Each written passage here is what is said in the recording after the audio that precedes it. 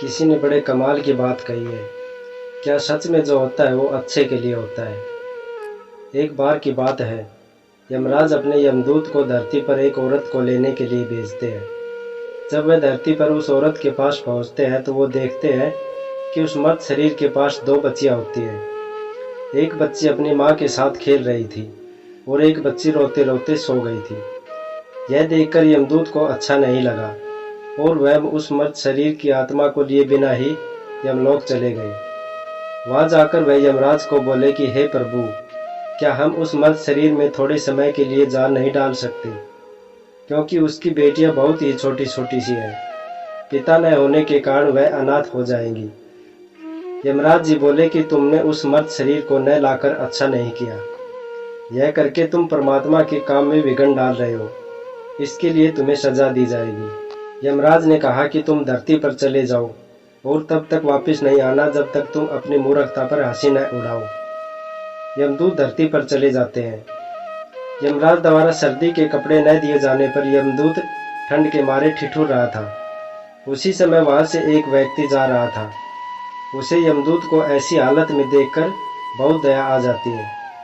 उस व्यक्ति के हाथ में एक कंबल था जो कि वह अपने बच्चों के लिए ले जा रहा था, परंतु उसे दया आ जाती है और वह कंबल यमदूत को दे देता है और उसे अपने साथ घर चलने के लिए कहता है। जब वह व्यक्ति घर पहुंचता है तब उसकी बीवी उनसे पूछती है कि तुम बच्चों के लिए कंबल नहीं लाए। तब वह व्यक्ति बताता है कि यह कंबल मैंने इनको दे दिया। तब उस व्यक्ति की बीवी गुस्सा होकर बोली कि इस कंबल की जरूरत इन बच्चों को है। यमदूत मन ही मन में हंसने लगा और सोचने लगा कि इनको नहीं पता कि इनके घर यमदूत आया है। वह व्यक्ति चमड़े के जूते बनाया करता और वहां रहते रहते यमदूत भी बनाना सीख गया। यमदूत इतने अच्छे चमड़े के जूते बनाने लगा कि लोग उनसे चमड़े के जूते बनवाने आते थे। एक बार उस नगर के राजा ने अपने सिपाही को उस व्यक्ति के घर भेजा। वह सिपाही उस व्यक्ति के घर एक चमड़ा लेकर जाता है और कहता है कि यह चमड़ा लो, यह चमड़ा आपको कहीं नहीं मिलेगा और तुम इस चमड़े से राजा के लिए सुंदर से जूते बना दो। परंतु यमदूत ने उसके जूते बनाने की बजाय स्लीपर बना दिए। उस समय स्लीपर उस व्यक्ति के लिए बनाए जाते थे जिसकी मृत्यु हो गई होती है। स्लीपर देखकर वह व्यक्ति बहुत क्रोधित हुआ। वह सोचने लगा कि राजा अब उसका क्या हासिल करेंगे। जब यमदूत ने उसकी डांट फटकार सुनी तब उन्हें बहुत हंसी आने लगी। इतने में वहां दूसरा सिपाही आता है और कहता है कि तुम उस चमड़े की स्लीपर बना देना, क्योंकि राजा की मृत्यु हो गई है।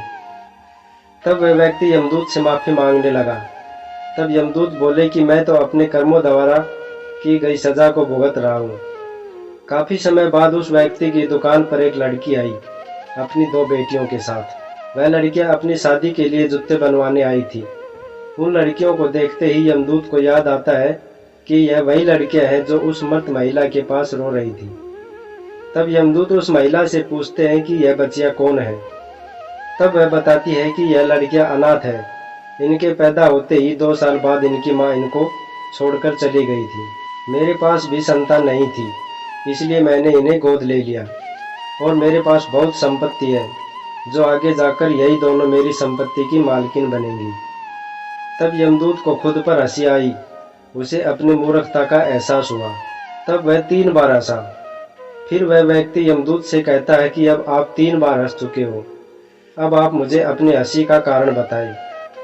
तब यमदूत उस व्यक्ति को सारी बात बताता है और कहता है, आज मुझे पता चला कि जो होता है अच्छे के लिए होता है। जो हो रहा है वो भी अच्छा हो रहा है और जो होगा वो भी अच्छे के लिए ही होगा।